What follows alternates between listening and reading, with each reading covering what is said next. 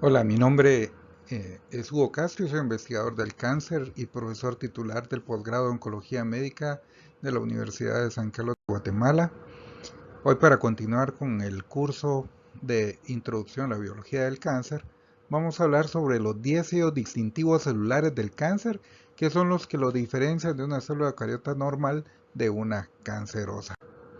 Aquí están algunos de los objetivos de aprendizaje de esta parte del curso.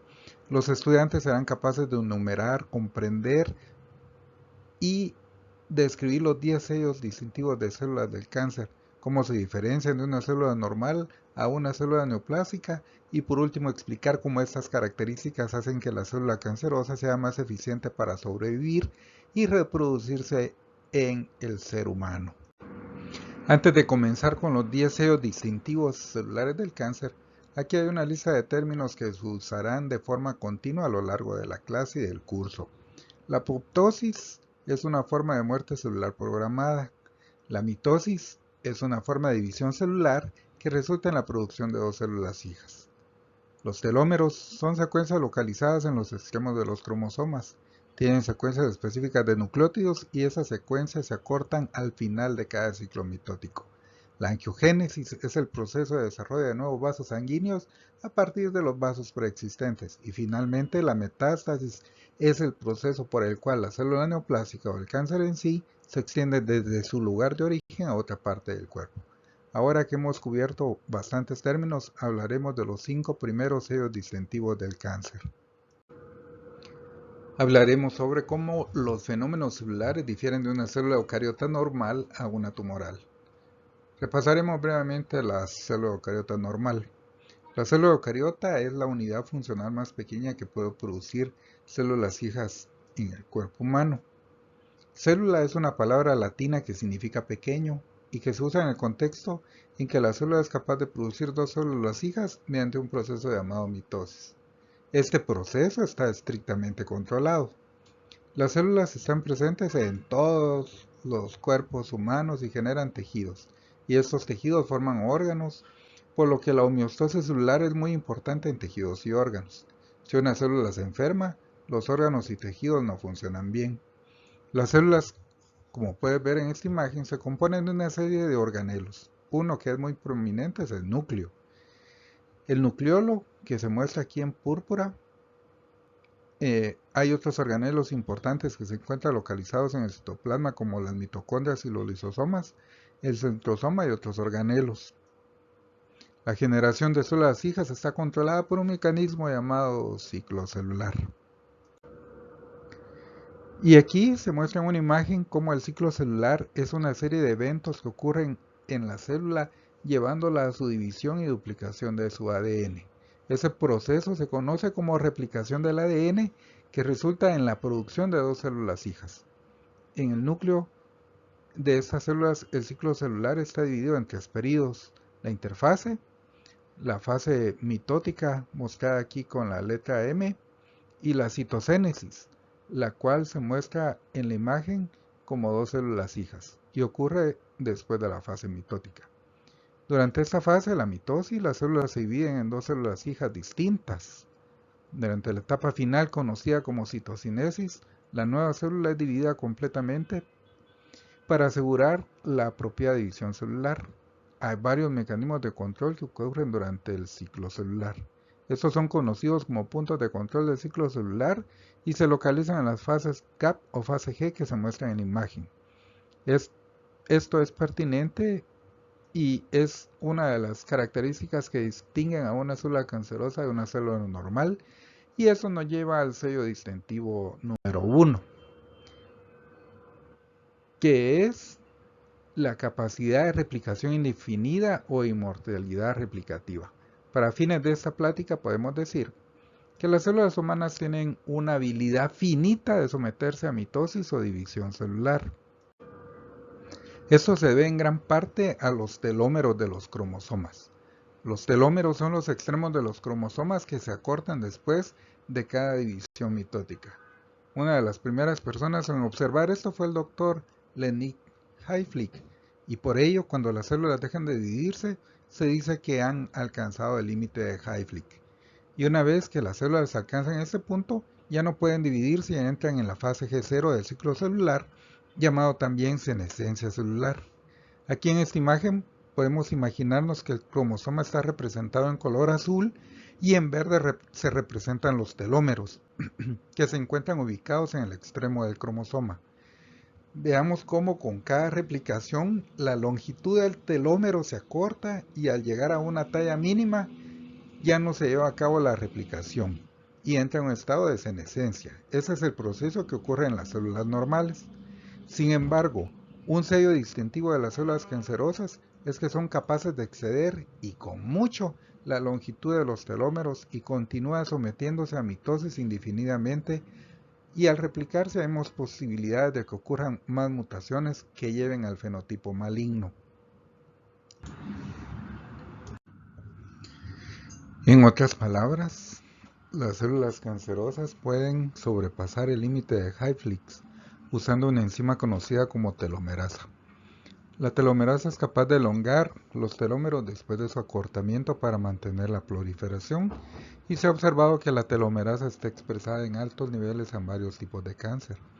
Aquí una imagen de la telomerasa, que es una enzima transcriptasa reversa que agrega secuencias, bases cortas, mostradas en la imagen como los nucleótidos AAUCCC a los extremos de los telómeros en una dirección 3'. El sello distintivo número 1 fue la inmortalidad celular. Al ser las células cancerosas inmortales, tienen la capacidad para proliferar continuamente y también pueden pasar estos genes alterados a las células hijas. Esto nos lleva al sello distintivo número 2 del cáncer, conocido como inestabilidad del genoma. En una lección anterior expusimos que un gen era la unidad de herencia más pequeña y tiene dos alelos. En este sello distintivo veremos cómo la inestabilidad del genoma da lugar al aparecimiento del tumor. En las células eucariotas normales, en el núcleo se encuentran 22 cromosomas somáticos y un par de cromosomas sexuales. Los genes que están involucrados en la detención del ciclo celular cuando la mutación es detectada se conocen como genes supresores de cáncer, que fueron comentados en una sección previa. Imagina estos genes como si fueran los frenos de tu vehículo. Si te vas a chocar, presiona los frenos para detener el carro o tu vehículo. Los genes de supresores de tumores funcionan de una manera similar. Sin embargo, las células cancerosas difieren de las células normales debido a su capacidad de portar una cantidad normal de cromosomas en el núcleo y todavía tener la capacidad de someterse a mitosis.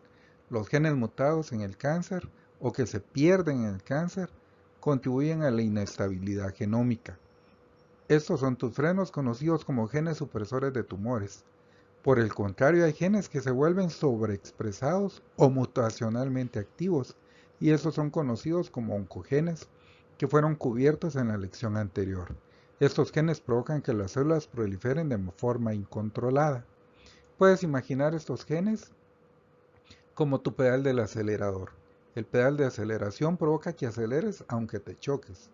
Las principales alteraciones genéticas que ocurren en el cáncer, tanto en los genes, en los oncogenes y en los genes supresores, son mutaciones puntuales. Eliminación de segmentos de cromosomas, principalmente donde se encuentran los genes de supresores, y además la pérdida de heterocigosidad, además de otras mutaciones y modificaciones. Aquí hay una vista de la inestabilidad genómica en las células cancerosas usando la tecnología de biología molecular llamada cariotipo. Es un método que evalúa el número de cromosomas por núcleo. Si observas este cariotipo de un paciente con leucemia mieloide crónica, podrás ver los reordenamientos genómicos marcados con múltiples colores en el cromosoma 9, que es rosa y blanco, y está resaltado con la flecha. De la misma forma, se observa una supresión del cromosoma 22, indicado por la flecha. Las células normales no soportarían tales alteraciones ni continuarían a mitosis. Sin embargo, las células cancerosas tienen la habilidad de dividirse de forma continua a pesar de dichas mutaciones y reordenamientos genéticos. Y esta inestabilidad genómica nos lleva al tercer sello distintivo, la evasión de las células de las señales de supresión de crecimiento.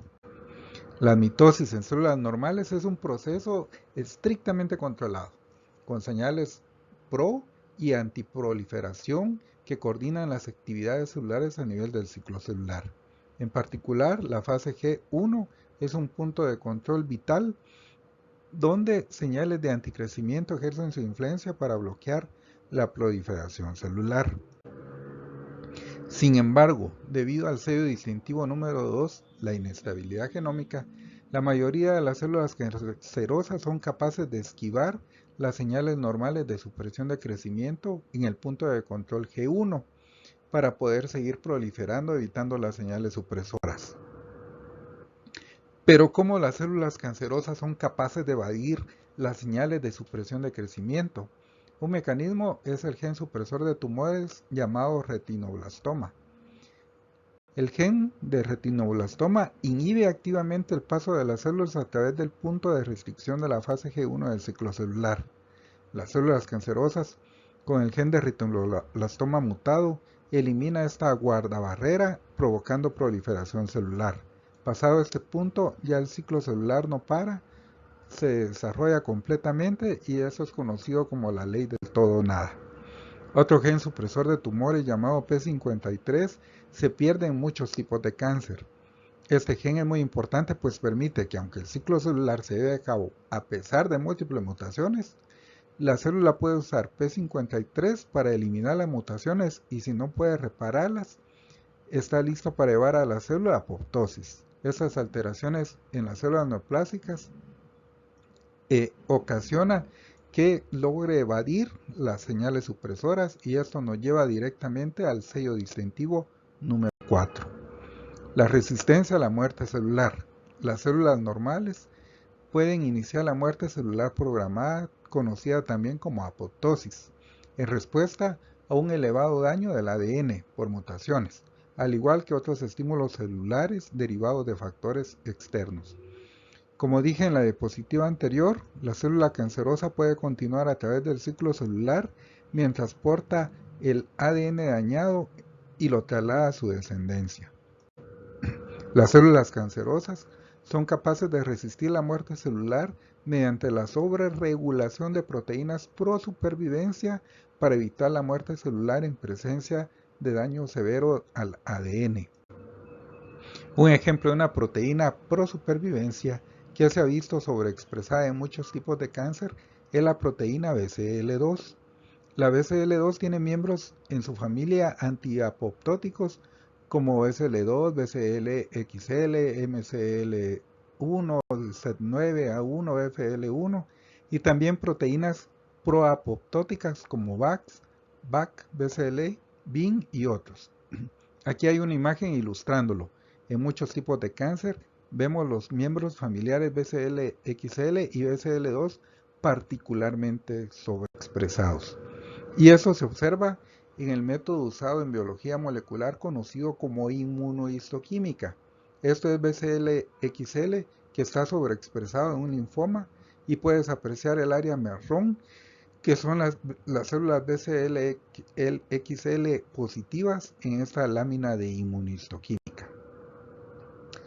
Ya que las células cancerosas son capaces de resistir la muerte celular, son capaces de mantener la proliferación sostenida que denominamos sello distintivo número 5, la proliferación sostenida, ya que con todas las alteraciones que hemos hablado previamente, las células neoplásicas son capaces de efectuar esa proliferación. En células normales, la señalización de los factores de crecimiento está estrechamente controlada por la homeostasis tisular y otras funciones celulares. Las células cancerosas son muy diferentes y tienen la habilidad de proliferar, como he mencionado en los sellos distintivos de 1 a 4, con la pérdida de muchos genes supresores de tumores, al igual que la sobreexpresión de oncogenes como RAS y muchos otros. Las células cancerosas también tienen la habilidad de estimular a las células normales circundantes, lo que se conoce como el microambiente tumoral que provee factores de crecimiento esenciales para mantenerse proliferando. Un factor de crecimiento que está bien estudiado en investigación del cáncer es llamado factor de crecimiento epidérmico. El factor de crecimiento epidérmico puede unirse al receptor que está expresado en las células cancerosas conocido como EGFR, que activa un gen bien estudiado en la investigación del cáncer conocido como RAS. RAS puede tener una gran variedad de efectos subsecuentes que regulan positivamente la proliferación celular de células cancerosas, estimulando la proliferación sostenida. Hagamos un repaso, una rápida revisión de los sellos distintivos de 3 al 5. Cuando una célula normal detecta daño en el ADN, P53, un gen supresor de tumores, interrumpe el ciclo de la célula, poniéndolo en un estado de senescencia celular. Si logra reparar el ADN, la célula es capaz de volver al ciclo celular. Pero si hay demasiado daño en el ADN, la célula es señalada para someterse a apoptosis. La célula muerta es eliminada por fagocitos y esto lleva a la homeostasis celular y estabilidad genética. Sin embargo, en el cáncer se da una pérdida o mutación de P53 que hace que no funcione correctamente como guardián del genoma humano. Y cuando la célula tiene mutaciones aberrantes, dicha célula no abandona el ciclo celular y en su lugar continúa proliferando y pasa por el ciclo celular sin controles, no sufre apoptosis y en su lugar se obtiene la inestabilidad genómica.